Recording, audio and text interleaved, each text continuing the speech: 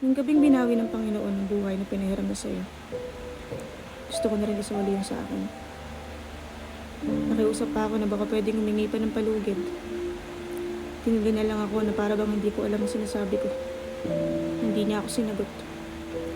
Hanggang sa humiling ka ng huling isang pabor sa kanya. Pinapasabi mo daw na gagawin mo ang lahat para mapalitan mo kahit papano ang lungkot na nararamdaman ko. Nung namatay ka, akala ko mawawala ka ng tuluyan. Pero hindi pala. Dahil sa lahat ng makita ko, naaalala kita. Minamahal ko lahat ng mga bagay na maiuugnay ko sa'yo at inuugnay ko ang sarili ko sa mga bagay na mahal mo. Hindi ko hinayaan na lamunin ako ng sama ng loob sa mga nangyari. Sinisikap kong maging mabuti sa lahat dahil nakikita kita sa lahat.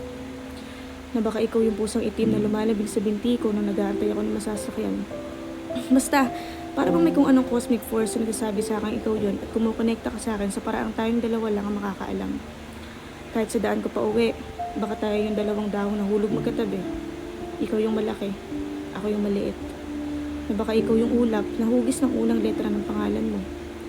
Na baka ikaw yung tutubing nakadapo sa bintana ko kasi sabi mo pag nawala ka ayaw mong maging paru-paro. Na baka sinadya mong makasabay ko sa elevator yung lalaking kamukha mo ng pabango. Na baka sa ibang planeta na light years away mula sa atin, isa tayong mikrobyong gumagalaw na parang kitikite na magiging dahilan ng pagbuo ng bagong sibilisasyon doon. Na baka sa ibang dimensyon, isa tayong produkto ng eksperimento ng mga alien kung saan tatalbog-talbog tayo, isa lang ang mata natin at wala tayong paa at kamay. Baka sa mundo ng mga punso, tayo yung dalawang langgam na nagtutulungan buhatin yung butil ng asukal.